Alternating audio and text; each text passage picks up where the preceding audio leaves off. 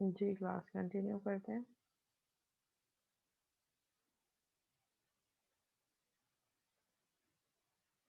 ठीक है, so first phase में, इंसेप्शन फेज में हम कस्टमर से कम्युनिकेट कर रहे होंगे।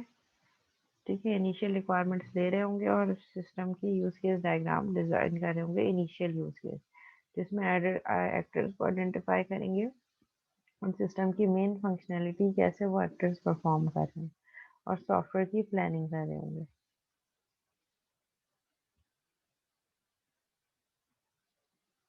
एलैबोरेशन फेज में क्या कर रहे होंगे?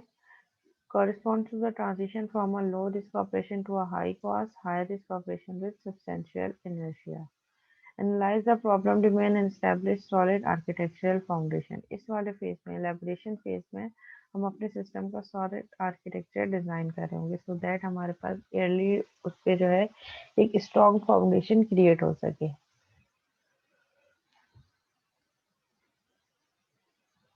और जो हमने इनिशियल फेज में, फर्स्ट फेज में 20 to 30% यूज केस कंप्लीट किया था, यहाँ पे हम उसको 80% कंप्लीट कर दें। Provide software architecture description component diagram. ठीक है, कंपोनेंट डायग्राम बना के हम अपने सिस्टम की आर्किटेक्चर डिस्क्रिप्शन शो करेंगे। जो जो हमने आर्किटेक्चर बनाया है उसकी कंप्लीट डिस्क्रिप्शन क्या है। कंस्ट्रक्शन फेज में हम क्या करे होंगे? जो चीज़ें हमने, जो रिमेनिंग कंपोनेंट्स होंगे और जो एप्लीकेशन फीचर्स आर डेवलप हो गया उसको इंटीग्रेट करेंगे एक साथ एक प्रोडक्ट में और तमाम फीचर्स को जो है वो टेस्ट कर रहे होंगे। यहाँ पे हम यूज़र मैनुअल भी दे रहे होंगे सो दैट यूज़र को हम गाइड कर सकें कि उसने किस तरीके से सॉफ्टवेयर को या एप्लीकेशन को यूज़ करना है, इंस्टॉल करना है और उसके बाद उसको फर्दर यूज़ कैसे करना है।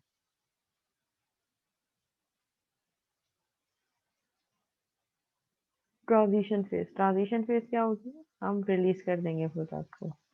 Limited user community for yearly feedback. पूरी एप्लीकेशन को एक साथ सारे कस्टमर्स के साइट पे जो है वो लाइव करने के बजाय हम कुछ कम्युनिटी, यूजर की कम्युनिटी के हैंड ओवर करेंगे सो दैट हमें ईयरली फीडबैक मिल सके।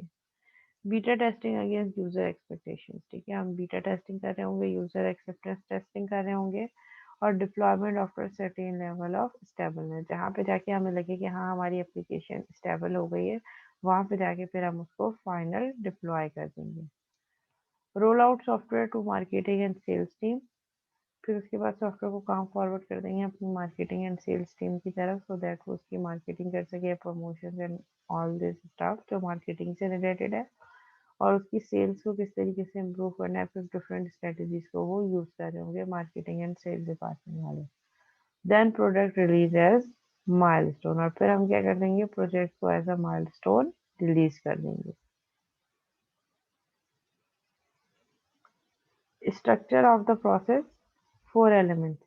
वर्कर्स, सबसे पहले आप आइडेंटिफाई करेंगे वर्कर्स कौन है, कौन क्या क्या करेगा। एक्टिविटी, क्या क्या चीज़ें, क्या क्या काम हमने करने हैं और कैसे करने हैं। आर्टिफैक्ट्स, क्या चीज़ डिज़ाइन करनी है, आइट्रेशन क्या होगी। एंड वर्क फ्लोज, व्हेन, कब क्या क्या चीज़ें हमने परफॉर्म करनी है। सो that is the structure of the process.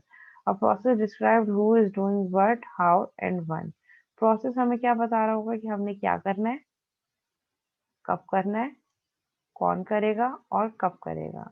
तो ये 4 W जो है वो हमारे पास आंसर हो जाते हैं, 3 Ws and H। That is the structure of process. Activities, artifacts and workers. Worker कौन होंगे? डिजाइनर होंगे। एक्टिविटीज क्या होंगी? Use case analysis. Use case analysis are the activities जो वो यूज केसेस एनालिसिस कर रहे हैं।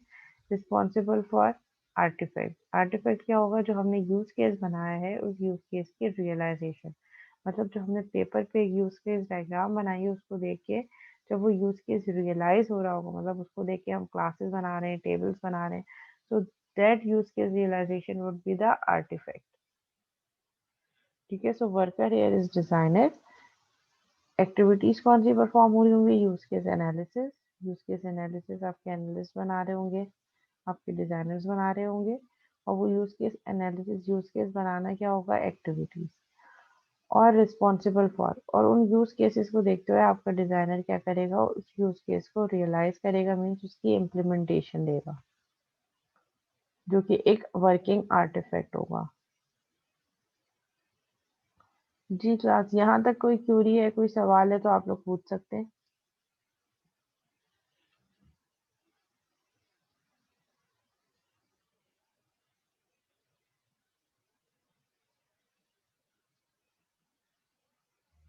जी क्लास, कोई सवाल, कोई क्यूरी? मैम ये 4W एक बार दोबारा रिपीट कर दिएगा। अच्छा, ये 4W क्या है? 4W नहीं है, बेसिकली 3W and H। ठीक है, 4 एलिमेंट्स ऑफ सिस्टम। जब हम प्रोसेस की बात कर रहे हैं तो उसमें हमारे पास 4 एलिमेंट्स होंगे। अब process describe who is doing. आपका प्रोसेस क्या बता रहा है? कौन क्या कर रहा है, बट हाउ कैसे कर रहा है, और कब कर रहा है। ठीक है, तो इन्होंने क्या कहा, वर्कर्स। कौन आंसर कर रहा होगा? Who part. हु वाला पोर्शन कौन रिप्रेजेंट कर रहा होगा? Workers. Who are the workers? इधर हमारे बिजनेस एनालिस्ट हो गए, डिजाइनर्स हो गए, डेवलपर्स हो गए, टेस्टर्स हो गए। These are representing the who part, जो वर्कर्स है। हाउ कैसे करना है? Main activities. अगर हमने कोडिंग करनी है तो कोडिंग तक आने के लिए पहले एनालिसिस होगा, यानी कि यूज केसेस डायग्राम बनेंगे, उन यूज केसेस को रियलाइज करना होगा। Artifact what? जो फाइनल एंड प्रोडक्ट बन रही होगी वो हमारे पास आर्टिफैक्ट होगी। अगर हम कह रहे हैं कि हमने सिस्टम की प्रोटोटाइपिंग बना दी है या यूजर इंटरफेस डिजाइन कर दिया, so that is the artifact. हम कह रहे हैं कि हमने कोड राइट डाउन कर दिया है, तो कोड का जो पोर्शन होगा वो एक आर्टिफैक्ट है। जो एप्लीकेशन बनने के बाद रन हो रही है वो एक आर्टिफैक्ट है। Work flows when? Work flows क्या बता रहे हैं कि कब कौन सा काम किसने करना है। ठीक है, तो इसकी हम एक एग्जांपल उन्होंने बताने की कोशिश की है। Worker is a designer. Designer जो है वो वर्कर की क्लास से बिलोंग कर रहा है। एक्टिविटीज क्या होगी? Use case analysis. ठीक है, उसने जो यूज केस बनी थी उस यूज केस को एनालाइज किया, वो एक उसकी एक्टिविटी है। और एनालाइज करने के बाद डिजाइनर इज रिस्पॉन्सिबल फॉर, जो आपका वर्कर है वो किस चीज़ का रिस्पॉन्सिबल है? आर्टिफैक्ट डिजाइन करने का। तो जो यूज केस उन्होंने बनाया है इनिशियल, उस यूज केस को आप जो रियलाइज कर रहे होंगे, रियलाइज का मतलब ये है कि उस यूज केस की इम्प्लीमेंटेशन, जो आपने डॉक्यूमेंट पे एक डायग्राम बनाई है उसको जब आप कोड कर रहे होंगे, तो वो जो कोडिंग है वो उसका आर्टिफैक्ट होगा। आर्टिफैक्ट मीन्स वर्किंग प्रोडक्ट, और एक्टिविटी मीन्स उस वर्किंग प्रोडक्ट को अचीव करने के लिए जो टास्क हम परफॉर्म कर रहे होंगे वो हमारे पास एक्टिविटीज होंगी। प्रोटोटाइपिंग का मतलब होता है कि एक्चुअल सिस्टम बनाने से पहले हम उसका एक वर्किंग मॉडल बना दें। एक प्रोटोटाइपिंग बना दें कि जो हम सिस्टम बनाने जा रहे हैं वो इस तरीके से रन करेगा। बस सिर्फ एक डमी या सिंपल विजुअलाइजेशन। जैसे हमने देखा ना, जो हमारे पास कोई नया प्लाजा बन रहा होता है, कोई नई बिल्डिंग बन रही होती है, तो एक्चुअल बिल्डिंग बनने से पहले जो उनका ऑफिस होता है, बुकिंग ऑफिस, वहाँ पे उनका एक 3D मॉडल होता है, जो 3D मॉडल बता रहा होता है कि एक्चुअल सिस्टम बन, जो बिल्डिंग बन रही है, प्लाजा या वटेवर जो भी, वो एक्चुअल बनने के बाद इस तरीके से उसका डिजाइन होगा। तो इसी तरह जब हम सॉफ्टवेयर एप्लीकेशन बना रहे होते हैं, तो उसमें भी जब हम एक सॉफ्टवेयर बना रहे होते हैं, जो कस्टमर की रिक्वायरमेंट आती है, उसकी एक्चुअल रिप्रेजेंटेशन से पहले हम उसको क्या कर रहे होते हैं, एक डमी रिप्रेजेंटेशन दे रहे होते हैं, जिसको हम विजुअलाइजेशन कह रहे होते हैं। बिफोर कोडिंग हम सिस्टम को विजुलाइज कर रहे हैं कि एक्चुअल सिस्टम बनने से पहले किस तरीके से काम कर रहा होगा, तो हम उसको प्रोटोटाइपिंग कह रहे होते हैं, जिसमें हम सिंपल यूजर इंटरफेसेस दिखा के भी काम कर रहे होते हैं।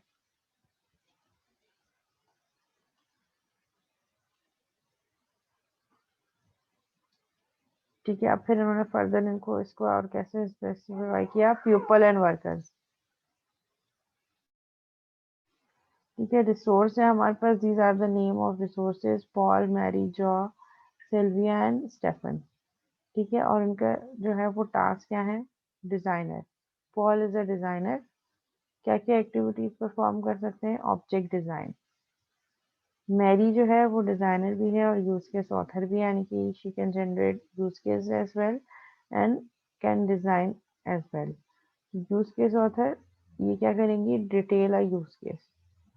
जो यूज केस डायग्राम आपने बनाई है उसकी डिटेलिंग करनी होगी। जो यूज केस डिजाइनर, जो यूज केस डिजाइन कर रहा होगा।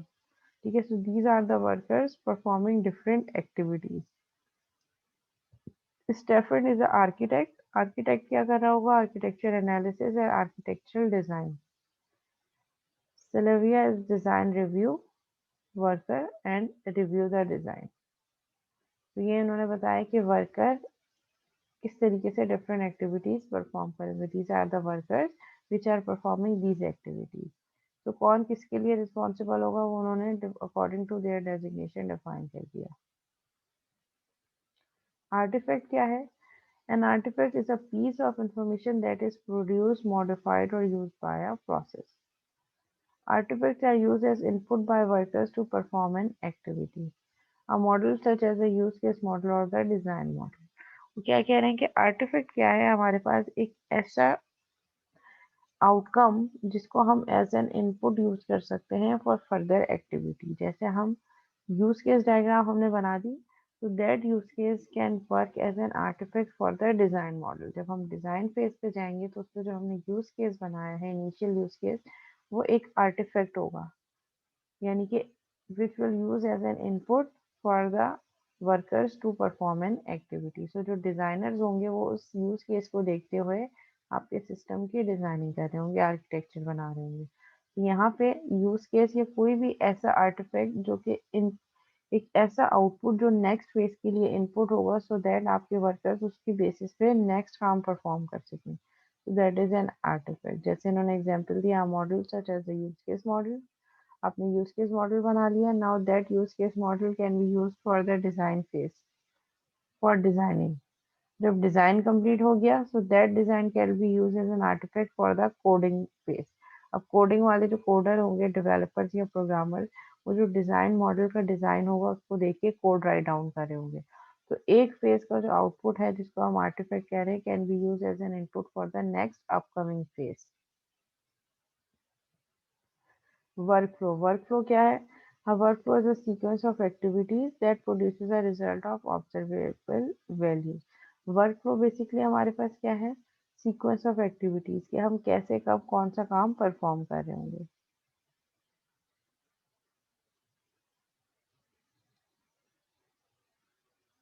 इन यूएमएल टर्म्स ऑफ वर्कफ्लो,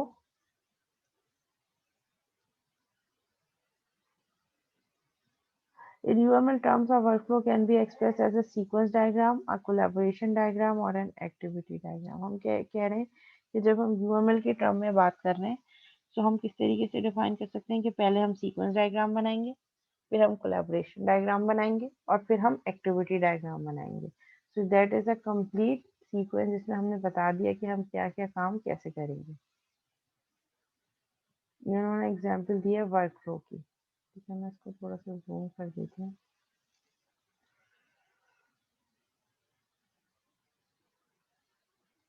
ठीक है, वर्कर कौन है हमारे पास? Architect, designer, designer and designer. Architect पहले क्या करेगा? आर्किटेक्चर एनालिसिस, जिसकी बेसिस पे आर्किटेक्चरल डिजाइन होगा।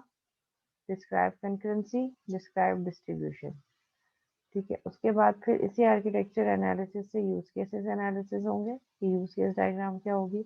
फिर यूज केस एनालिसिस हो गया, फिर आप यूज केस को डिजाइन करेंगे और फिर वहीं से हमारे पास ऑब्जेक्ट एनालिसिस होंगे। जब हमने यूज केस डायग्राम बना ली तो वहीं से फिर हम ऑब्जेक्ट की आइडेंटिफिकेशन कर रहे होंगे कि what are the object, object की एनालिसिस एंड देन ऑब्जेक्ट का डिजाइन। ऑब्जेक्ट का डिजाइन एनालिसिस हो गया, फिर हम एनालिसिस कर रहे हैं, अपने एनालिसिस को रिव्यू कर रहे होंगे कि हमने क्या क्या चीजें थ्रू आउट बनाई हैं।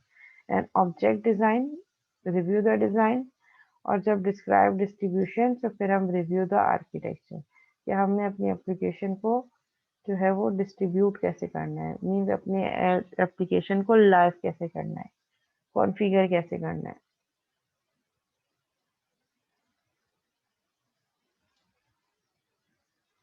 ठीक है, वो कह रहे हैं कि कोर इंजीनियरिंग वर्कफ्लोज हमारे पास कौन कौन से हैं? बिजनेस मॉडलिंग वर्कफ्लो, जब हमने मॉडल करना है बिजनेस को तो उसका वर्कफ्लो क्या होगा। रिक्वायरमेंट जब लेनी है कस्टमर से तो रिक्वायरमेंट्स लेने का वर्कफ्लो क्या होगा। लेट से कस्टमर से कम्युनिकेट करना है, कम्युनिकेट करने का मैकेनिज्म चूज करना है, देन हम वन टू वन कम्युनिकेशन करेंगे, थ्रू इंटरव्यू सेशन करेंगे, कोई हमारे पास जो है कोई सेमिनार बेस होगा, तो वो रिक्वायरमेंट का workflow.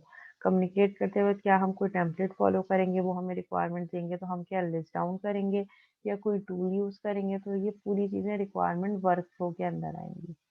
Analysis and design work flow, इस फेज में हम कैसे काम करेंगे, तो वर्क फ्लो बेसिकली हमें क्या बता रहा होता है, वर्क फ्लो से बात क्या समझ आ रही है, सिंपल नाम देख के समझ में आ रहा है कि एक्शंस हम किस ऑर्डर में परफॉर्म कर रहे हैं, फ्लो किस तरीके से होगा हमारी एप्लीकेशन का। इम्प्लीमेंटेशन वर्क फ्लो, जब हम कोड हो गया, अब हम उस चीज को इम्प्लीमेंट करने जा रहे हैं तो उसकी क्या गाइडलाइंस होंगी, पहले कौन सा स्टेप फॉलो होगा, फिर सेकंड क्या होगा, तो basically is the ordering of steps is called work flow.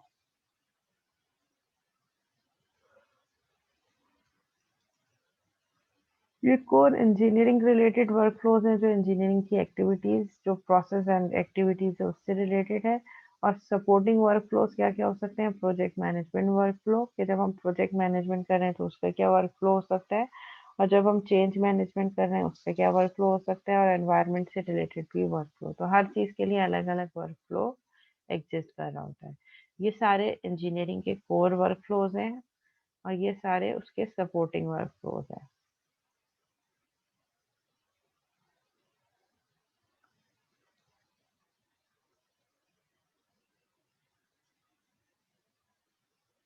अच्छा, मैं ज़रा अटेंडेंस ले लूँ, ठीक है। जिस स्टूडेंट का नेम कॉल करूँगी वो अपनी स्टूडेंट आईडी मुझे यहाँ पे, student ID and student name यहाँ चैट पे सेंड कर देंगे।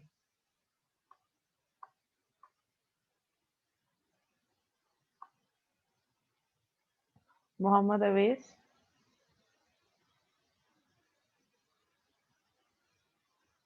मोहम्मद अवेस एब्सेंट है फर्स्ट सेशन में।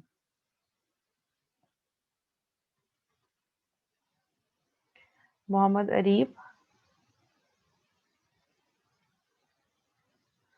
Okay Areeb present. Suhaib Riyaz,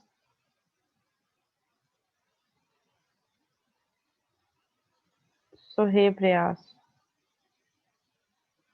absent. Rida Fatima Gilani,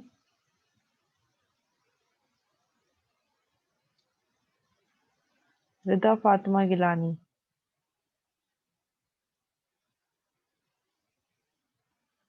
absent. Rida Muqaddas Khan,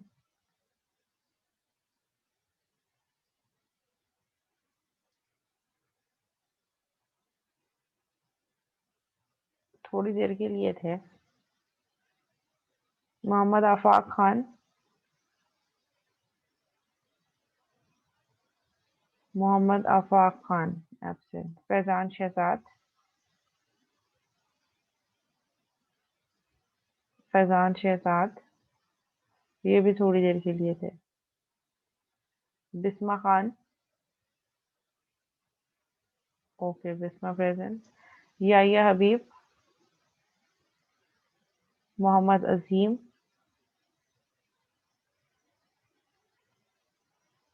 समीद Iqbal,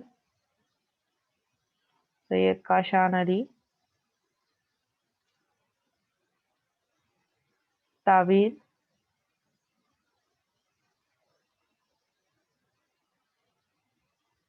Momal,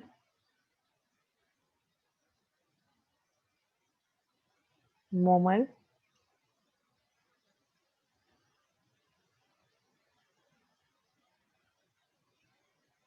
Usama Rashid,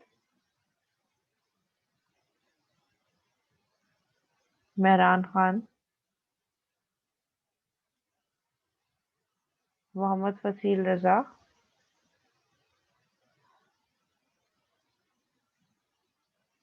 okay जी। सोहेब आप कहाँ थे जब मैंने आपका नाम 2 टाइम्स कॉल किया? सोहेब रजा,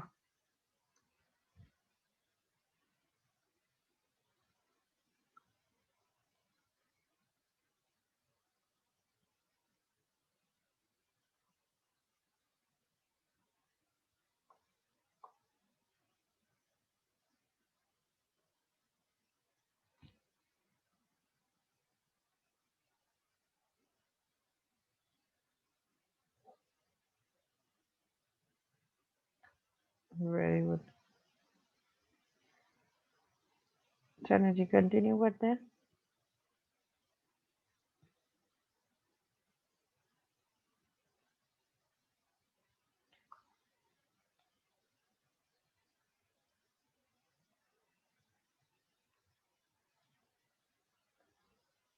अच्छा जी, now we are going to start business modeling. ठीक है, बिजनेस मॉडलिंग क्यों और कब करते हैं? अच्छा, बिजनेस मॉडलिंग हम इसलिए कर रहे होते हैं जब हम सॉफ्टवेयर इंजीनियर और बिजनेस इंजीनियरिंग कम्युनिटी की बात करें तो दोनों जो है वो लैग कर रहे होते हैं वाइल दे आर कम्युनिकेटिंग। जब दो अलग, क्योंकि दोनों की जो है वो दोनों डिफरेंट पर्सपेक्टिव के लोग हैं। सॉफ्टवेयर इंजीनियरिंग सॉफ्टवेयर इंडस्ट्री के लोग हैं, और जो बिजनेस पर्सपेक्टिव के लोग हैं वो बिजनेस से रिलेटेड। ठीक है, उन्हें सारी स्ट्रेटेजीज पता है। तो जब हम बात कर रहे हैं कि they can not properly communicate with each other. ठीक है, जो बिजनेस पर्सपेक्टिव का बंदा होगा वो बिजनेस को माइंड में रख के बात कर रहा होगा, और जो सॉफ्टवेयर इंजीनियरिंग वाला बंदा है वो सॉफ्टवेयर इंजीनियरिंग के कोर कॉन्सेप्ट को माइंड में रख के डेवलपमेंट कर रहा होगा। तो दोनों की जब कम्युनिकेशन भी ज़रूरी है। ठीक है, क्योंकि सॉफ्टवेयर इंजीनियर जो है वो बिजनेस पर्सपेक्टिव से कम्युनिकेट करेंगे, क्योंकि बिजनेस वाला ही स्ट्रेटेजी बताएगा ना कि हमें क्या क्या चीज़ें इम्प्लीमेंट करनी चाहिए, प्रॉफिटेबिलिटी कैसे आएगी, कस्टमर को सेटिस्फाई कैसे करना है। और फिर जब हम कस्टमर से बात करें और कस्टमर भी नॉन टेक्निकल हो, तो वहाँ पे फिर इस तरीके से रिक्वायरमेंट्स को प्रॉपरली गैदर करना जो है बहुत प्रॉब्लमेटिक होता है। This leads to the output from business engineering is not being used properly as input to the software development effort and vice versa। ठीक है, वो कह रहे हैं कि जो चीज़ जो है वो बिजनेस वाले दे रहे हैं एज एन इनपुट, वो प्रॉपरली जो है उसको as an input software development वाले यूज़ नहीं कर रहे।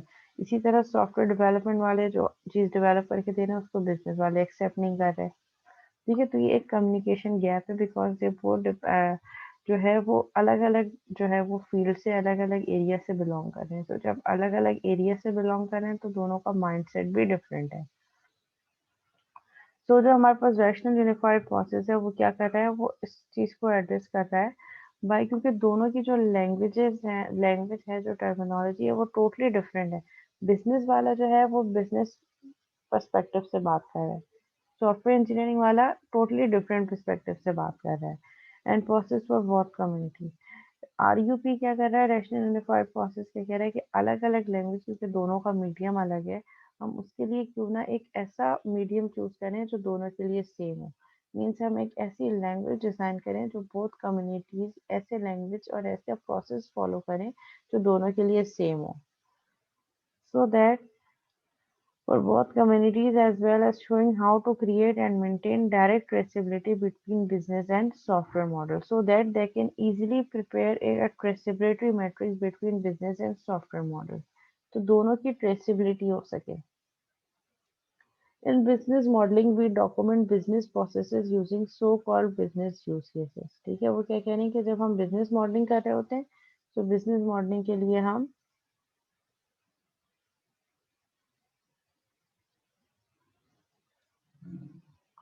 ठीक है, बिजनेस मॉडलिंग में हम क्या करे होंगे, we document business processes using so called business use cases. Business की जो रिक्वायरमेंट्स है हम उनको कैसे मॉडल कर रहे होंगे, बिजनेस यूज केसेस के थ्रू। This assures a common understanding among all stakeholders of what business process need to be supported in the organisation. ठीक है, हमने बिजनेस यूज केसेस यूज करते हुए बिजनेस यूज केसेस डिफाइन कर दिए, और उससे रिलेटेड जितने भी स्टेक होल्डर्स हैं वो उन यूज केसेस को आइडेंटिफाई कर रहे होंगे। The business use cases are analyzed to understand how the business should support the business process। और वो business process क्या बता रहा होगा कि हमें जो है किस तरीके से जो है वो आपका process जो है वो उस business को support कर रहा होगा। This is document in a business object module। Many projects may choose not to do business modeling। बहुत सारे projects आपने choose ऐसे किए होंगे जिसमें हर किसी में business modeling required नहीं होगी, जहाँ पे कॉन्फ्लिक्ट रेज होने के चांसेस ज्यादा हैं उसके लिए आप बिजनेस यूज केसेस डिजाइन करेंगे।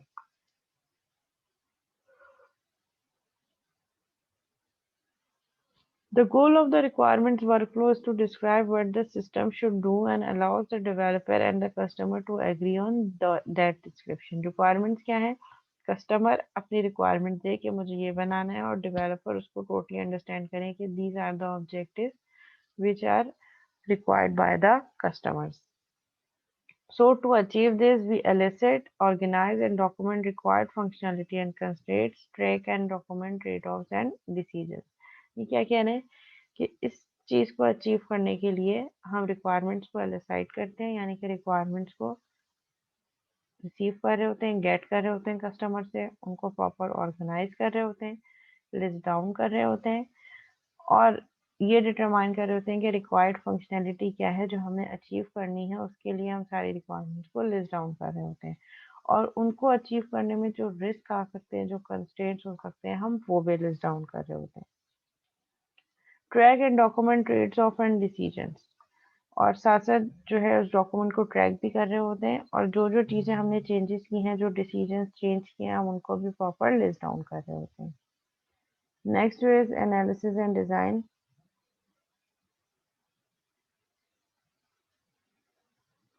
The goal of the analysis and design workflow is to show how the system will be realized in the implementation phase. ठीक है, यहाँ पे क्या कह रहा है कि हमारे पास एनालिसिस और डिज़ाइन का गोल क्या है कि हमारे पास जो है वो इम्प्लीमेंटेशन फेज में जब हम पहुंचे तो हमारे पास सिस्टम किस तरीके से क्या इनपुट जा रहा होगा इम्प्लीमेंटेशन फेज में। सिस्टम की जो मेन कैरेक्टरिस्टिक्स हैं जिसके लिए आप कोई सिस्टम या एप्लीकेशन डिज़ाइन कर रहे होंगे वो क्या है? Performance, it should fulfil all the requirement, all requirement fulfil करे जो कस्टमर ने उसको दिए हैं, and structure to be robust. ठीक है, रोबस्ट स्ट्रक्चर हो, अगर कुछ चेंज करना हो आपने तो इजीली आप उसको मॉडिफाई कर सकें। सो एनालिसिस और डिज़ाइन ये फोकस कर रहा होता है कि परफॉर्मेंस होनी चाहिए सिस्टम की in a specific implementation environment. The task and function is specified in the use case description, यानी कि कस्टमर ने जो इनिशियल रिक्वायरमेंट बताई हैं उसको इम्प्लीमेंटेशन में आप कैसे जाके कंप्लीट कर सकते हैं, तमाम रिक्वायरमेंट्स को फुलफिल कर सके और रॉबस्ट होना चाहिए। रॉबस्ट मीन्स इतना फ्लेक्सिबल हो कि अगर कुछ चेंजेस रिक्वायरमेंट आ रही है कस्टमर की तरफ से तो वो उनको अकोमोडेट कर सके।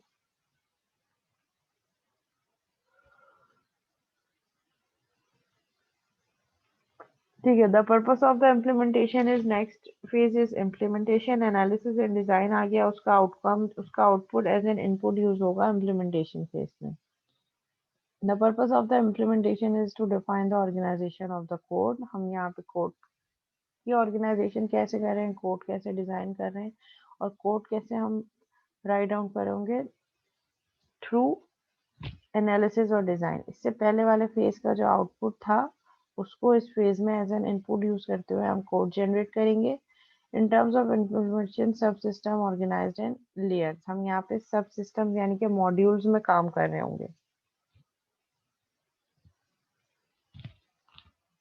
To implement classes and objects, और इस फेज में हम क्या कर रहे होंगे, अपनी यूज केसेस डायग्राम को देखते हुए हम क्लासेस और ऑब्जेक्ट्स को इम्प्लीमेंट कर रहे होंगे। ये हमारी क्लासेस हैं और ये ऑब्जेक्ट क्रिएट होंगे उन क्लासेस से रिलेटेड। हमारे पास सोर्स फाइल जनरेट होंगी, ऑब्जेक्ट कोड जनरेट होगा, एग्जीक्यूटेबल फाइल डॉट एक्सी की एक्सटेंशन वाली, और अदर फाइल जो है हम यहाँ पे इम्प्लीमेंट कर रहे होंगे। To test the developed components as units. ठीक है, एक कंप्लीट यूनिट जो है वो हम सिस्टम के, सो दैट उसकी हम टेस्टिंग भी कर सकें। और फिर जो हमने अलग अलग इंडिविजुअल मॉड्यूल जनरेट किए उनको आपस में एक साथ इंटीग्रेट कर दें ताकि हमारे पास एक कंप्लीट एग्जीक्यूटेबल सिस्टम जनरेट हो सके। ये सारे एसडीएलसी के बेसिस को वन बाय वन दोबारा से रब की टर्म में डिटरमाइन करने। टेस्टिंग में क्या होगा, the purpose of the testing are interaction between objects. एक और क्लास का ऑब्जेक्ट दूसरी क्लास के ऑब्जेक्ट से कैसे कम्युनिकेट कर रहा है ये टेस्टिंग में हम आइडेंटिफाई करेंगे। तमाम कंपोनेंट्स को जब हमने एक साथ ऐड ऑन कर दिया तो ऐड ऑन करने के बाद वो प्रॉपरली फंक्शनैलिटी परफॉर्म कर रहे हैं या नहीं कर रहे हैं। To verify that all the requirements have been correctly implemented, ये चेक करने के लिए जो रिक्वायरमेंट्स कस्टमर ने दी हैं वो प्रॉपरली इम्प्लीमेंट हो रही हैं हमारे पास सिस्टम में या नहीं हो रही। To identify and ensure defects are address prior to the deployment of the software. और मेन ऑब्जेक्टिव टेस्टिंग का क्या होगा कि बिफोर फाइनल डिप्लॉयमेंट, आपकी एप्लीकेशन को कंप्लीट डिप्लॉय होने से पहले जितने भी एरर्स हैं, डिफेक्ट्स हैं, इश्यूज हैं, वो प्रॉपरली जो है वो आपने ओवरकम कर लिए हैं या नहीं किए।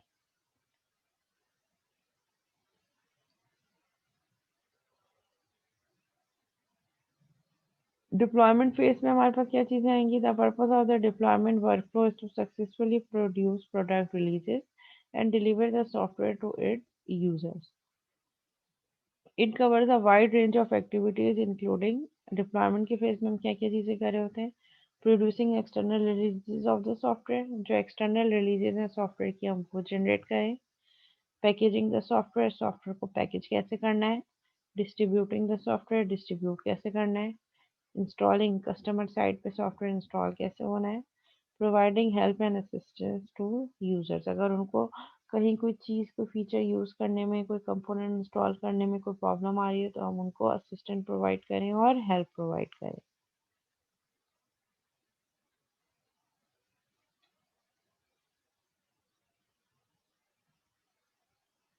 जी क्लास, यहाँ तक किसी को कोई क्यूरी है?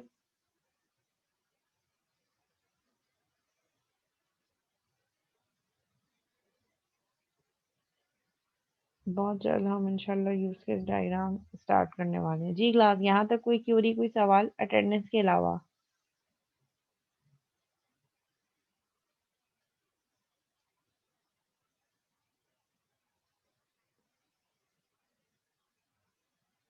जी क्लास, कोई सवाल, कोई क्यूरी?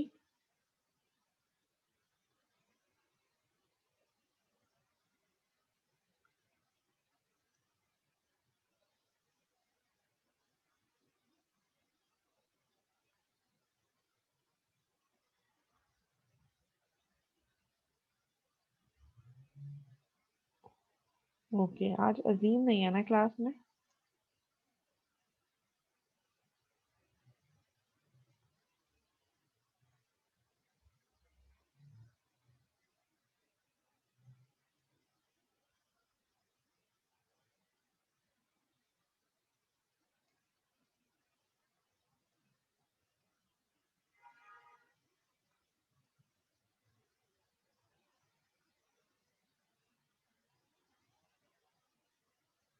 अच्छा जी.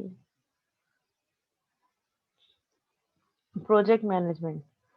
प्रोजेक्ट मैनेजमेंट का वर्क फ्लो का जो मेन फोकस है वो क्या है? आइटरेटिव डेवलपमेंट में हम काम कैसे करना है, जब हम आइटरेशन में काम कर रहे हैं तो उसकी प्रॉपरली मैनेजमेंट कैसे करनी है, कौन रिस्पॉन्सिबल होगा किस टास्क का, थ्रू आउट वो सारी चीज़ें, उसकी मैनेजमेंट कौन रिस्पॉन्सिबल है. और प्रोजेक्ट मैनेजमेंट में जो सबसे इम्पोर्टेंट रोल होगा वो आपके प्रोजेक्ट मैनेजर का होगा, जो थ्रू आउट आपके प्रोजेक्ट को स्टार्ट से लेकर एंड तक ट्रैक कर रहा होगा. ठीक है, कि हर चीज़ अकॉर्डिंग टू जो है वो प्लान वर्क कर रहा है या नहीं कर रहा है. अगर कहीं डेविएशन आ रही है या हम प्लान को प्रॉपरली फॉलो नहीं कर रहे तो उस पर क्या रीजंस हैं और उस चीज़ को हम कैसे ओवरकम कर सकते हैं. Our goal with this section is to make the task easier by providing. किस तरीके से करना है? आप एक वर्क प्लान दें, आप framework for managing software intensive project, आप चीज़ों को ट्रैक करने के लिए और आसान करने के लिए आप एक रोड मैप दे दें. ठीक है, हर किसी को पता हो कि हमने किस कब किस डायरेक्शन में क्या काम करना है. Practical guidelines for planning, staffing, executing and monitoring project, और आपके पास प्रैक्टिकल गाइडलाइंस हो, लाइक आपके पास कोई टूल्स हो. ठीक है, ऐसा ना हो कि वो हर चीज़ पेपर वर्क में कर रहा हो, कुछ डिफरेंट टूल्स हो जिसमें हर बंदा अपना अपना इनपुट दे रहा हो, जिसकी बेसिस पे एक पूरा रिपोर्ट फॉर्मेट जनरेट हो रहा हो, सो दैट आपके जो मैनेजर्स हैं वो ट्रैक कर सकें कि क्या चीज़ कौन कर रहा है, किसको कितना टास्क मिला था और कौन कितना परसेंट उस पर काम कर चुका है. आप फ्रेमवर्क फॉर मैनेजिंग रिस्क. ठीक है, और प्रोजेक्ट मैनेजमेंट का जो मेन इम्पोर्टेंट एस्पेक्ट ये होता है कि हम रिस्क को किसी तरीके से मिनिमाइज कर सकें. और risk can be anything, and risk can be related to any field. Technical risk भी हो सकता है, एनवायरमेंटल रिस्क भी हो सकता है, रिसोर्स से रिलेटेड रिस्क भी हो सकता है, टेक्नोलॉजी से रिलेटेड रिस्क भी हो सकता है, आपके पास मार्केटिंग पॉलिसी से रिलेटेड रिस्क भी हो सकता है, स्टेक होल्डर से रिलेटेड रिस्क भी हो सकता है. ईच एंड एवरीथिंग जिसको हम कह सकते हैं कि किसी भी चीज़ को लेकर अनसर्टेनिटी है, you are not sure about anything, that is called risk. ठीक है, कोई रिसोर्स छोड़ के चली गई, रिस्क. ठीक है, बिजनेस प्लान चेंज हो गया, रिस्क. रिक्वायरमेंट से रिलेटेड रिस्क हो सकता है, मेन रिक्वायरमेंट चेंज हो गई, रिस्क. जिस टेक्नोलॉजी पे काम कर रहे हैं वो ऑब्सोलीट हो गई मार्केट से, रिस्क. ठीक है, जो कोई टास्क हम किसी रिसोर्स को एलोकेट कर रहे हैं बट वो उसकी जो रिक्वायरमेंट है वो उस रिसोर्स का उतना स्किल सेट नहीं है, that is again a risk. तो इन सब चीज़ों को कैसे मैनेज करना है और किस तरीके से ट्रैक करना है, that is the part of project management.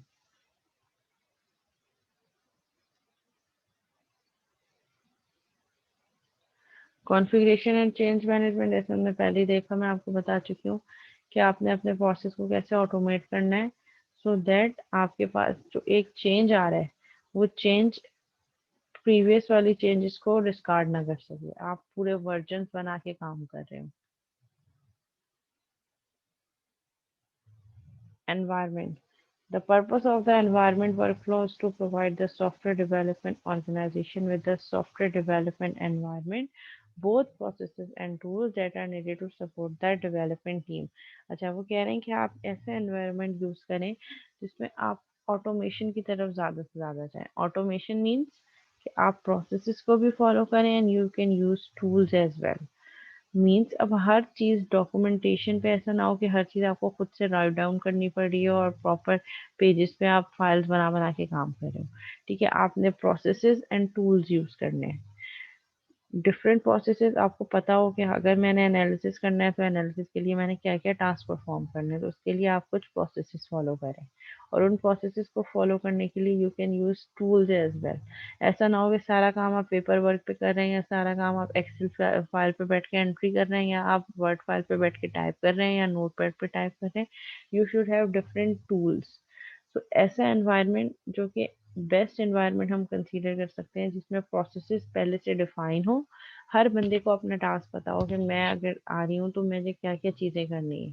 ठीक है, मैंने लॉगिन करना है, लॉगिन करने के बाद अपना सिस्टम ऑन करना है, सिस्टम ऑन करने पे एक ईमेल आई होगी कि जिसमें मुझे डेली टास्क पता हो कि मैंने आज क्या क्या, मेरे एजेंडाज क्या क्या हैं जो मैंने अचीव करने हैं। और फिर मुझे टूल्स का भी नो हाउ हो कि मैंने किन टूल्स पे वो काम परफॉर्म करना है। ठीक है, तो एक बेस्ट एनवायरनमेंट क्या होगा कि जिसमें हमारे पास एक पूरी डेवलपमेंट किट हो जिसमें गाइडलाइंस भी हों, टेम्पलेट भी हों and tools necessary to customize the process. आप किस तरीके से अपने प्रोसेस को कस्टमाइज कर सकते हैं थ्रू टूल्स। मीन्स आप ऑटोमेटेड टूल्स का भी यूज़ करें। अब जितने भी अगर हम सॉफ्टवेयर हाउसेस की बात करें या अच्छे सॉफ्टवेयर हाउसेस या कंपनीज की बात करें, वहाँ पे मैनुअल से ज़्यादा फोकस टूल्स पे हो रहा होता है, वो टूल्स पे काम कर रहे होते हैं। ठीक है, ऐसा नहीं कि वो सारा काम ज़बानी कलामी एक्सेल और वर्ड पे कर रहे हो, अब दुनिया से आप बहुत आगे जा चुकी है। ठीक है, हर चीज़ हर प्रोसेस को फॉलो करने का एक टूल है और वो चीज़ आप वही टूल, मतलब जो आप टूल यूज़ करें, टूल इज़ बेसिकली क्या है, एक वर्किंग सॉफ्टवेयर इटसेल्फ। एक काम को करने के लिए आप एक सॉफ्टवेयर या टूल यूज़ कर रहे हैं। ठीक है, सो एनवायरनमेंट कैसा होना चाहिए जिसमें प्रोसेसेस एंड टूल्स ऑटोमेटेड हों that are needed to support the development team, जो कि हेल्प आउट कर रहे हो डेवलपमेंट टीम को। उनको पता हो प्रोसेस का कि हमने कौन कौन सी चीज़ें किस डायरेक्शन में कब कैसे कहाँ करनी है, और टूल्स किस तरीके से हम वो चीज़ें अचीव कर सकते हैं। उन प्रोसेसेस को फॉलो करने के लिए, उन प्रोसेसेस पे वर्क करने के लिए tools can be use to support all the task related to complete a process. किसी भी प्रोसेस को कंप्लीट करने के लिए जो सेट होगा वो किसके थ्रू हो सकता है, थ्रू डिफरेंट टूल्स।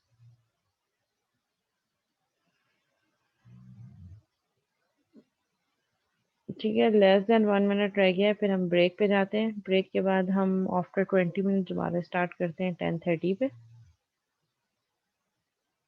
ठीक है, होपफुली हम 10:30 पे स्टार्ट करेंगे आफ्टर ब्रेक, और at the time of attendance जो स्टूडेंट अपनी अटेंडेंस बता देगा उसकी अटेंडेंस कॉल हो जाएगी, मार्क हो जाएगी। ऐसा नहीं होगा कि मैं अटेंडेंस लेना शुरू करूं और आप तब मीटिंग में एडमिट होने की रिक्वेस्ट करें। ठीक है, ऐसा नहीं होगा। और मेरे पास भी रिकॉर्ड आ रहा होता है कि कब कौन एडमिट, इसलिए मैंने वेटिंग रूम रखा है कि आप डायरेक्ट एंटर ना हो सकें, आप पहले वेटिंग रूम में आए ताकि मेरे पास रिक्वेस्ट है और मैं उसको ऑथेंटिकेट करूँ। तो मेरे पास पूरी लॉग